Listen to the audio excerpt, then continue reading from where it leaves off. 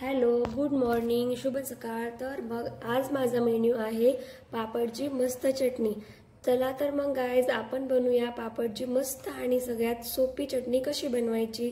तर त्यासाठी सगळ्यात अगोदर आपण गॅसवर कढई गरम करून घेऊया व त्यामध्ये आपल्याला हवं तसं तेल टाकून घेऊयात। जेवढी चटणी बनवायची किंवा जेवढे पापड वगैरे तळून घ्यायचे तेवढं तेल आपण कढईमध्ये टाकून गरम करून घेऊयात। तेल व्यवस्थित गरम झालं की आपण त्यामध्ये पापडाचे तुकडे टाकून पापडाचे तुकडे व्यवस्थित तळून घेऊयात आणि मग बाहेर काढून घेऊयात। अशा पद्धतीने आपण जेवढी आपल्याला क्वांटिटी मध्ये चटणी बनवायची आहे तेवढे पापडचे तुकडे तळून घेऊयात।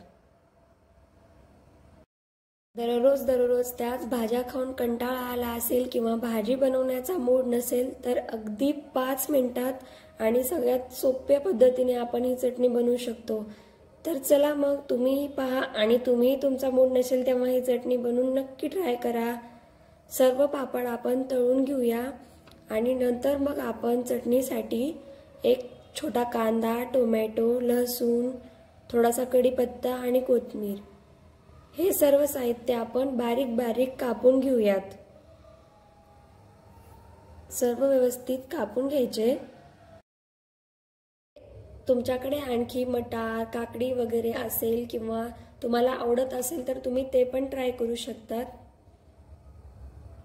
मी फक्त एवढंच साहित्य टाकलेलं आहे। याने पण चटणीला अतिशय सुंदर आणि टेस्टी बनते।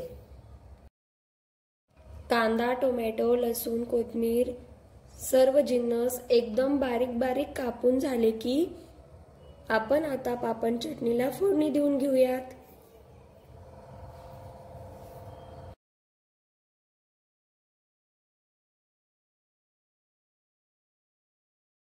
फोडणी देण्यासाठी आपण त्याच कढईमध्ये होतं त्यातलं तेल थोडंसं कमी करून त्यामध्येच आपण जिरे आणि मोहरी टाकून घेऊयात।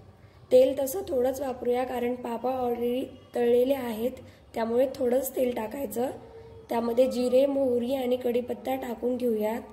नंतर आपण त्यामध्ये लसूण टाकून कमी गॅसवर त्याला परतून घेऊयात। नंतर आपण त्यामध्ये बारीक कापलेला कांदा टाकूया। कांद्यालाही आपण 2 ते 3 मिनिट मीडियम आचेवर परतून घेऊयात। कांदा थोडासा गोल्डन झाला आणि नरम पडला की आपण त्यामध्ये थोडेसे शेंगदाणे टाकून घेऊयात। शेंगदाणे पण खरपूस थोडेसे कडक झाले की तोपर्यंत आपण शेंगदाणे भाजून घेऊयात, जेणेकरून ते खुसखुशीत आणि कडक होतील।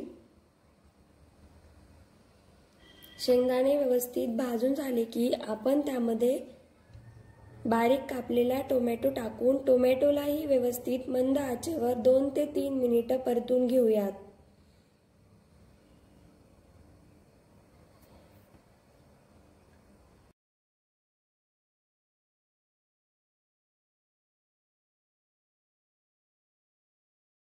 टोमॅटोलाही 2 मिनिट व्यवस्थित परतून घ्यायचे, जोपर्यंत टोमॅटो नरम होईल आणि व्यवस्थित परतल्या पण जाईल। टोमॅटो व्यवस्थित परतून झाला की आपण त्यामध्ये अगदी थोडीशी लाल तिखट, थोडीशी हळदी पावडर आणि थोडंसं मीठ टाकून घेऊयात। आपल्या क्वांटिटीनुसार आपण त्यामध्ये मसाले टाकूयात। माझी थोडीशी चटणी होती त्यामुळे मी अगदी अर्धा चम्मच लाल तिखट टाकलं, थोडीशी हळद आणि मीठ सर्व जिन्नस एकजीव करून घेऊयात आणि गॅसची फ्लेम कमी करून आता आपण त्यामध्ये तळलेले पापडाचे तुकडे टाकून त्यालाही व्यवस्थित मिसळून घेऊयात। काही तुकडे मोठे मोठे असतील तर आपण त्याला चमच्याच्या साहाय्याने छोटे पण करू शकतो, जेणेकरून खायलाही मजा येईल आणि जास्त ओबडधोबड नाही राहणार। तर 5 मिनिट व्यवस्थित मिसळून घेऊया आणि अशा प्रकारे अगदी कमी वेळात आणि सुंदर अशी आपली पापड चटणी बनून तयार आहे। ही पापड चटणी तुम्ही तोंडी लावायला पण बनवू शकतात आणि कधी भाजी वगैरे खायचा कंटाळा आला असेल तरी मधल्या वेळेत तुम्ही ही चटणी अगदी कमी वेळात बनवू शकतात। वरतून गार्निशिंगसाठी थोडीशी कोथिंबीर पण टाकून घेऊया आणि त्यालाही व्यवस्थित मिसळून घेऊया। तर चला मग आता आपली पापड चटणी बनून तयार आहे। तर आपण ही चटणी आता टेस्ट करूया।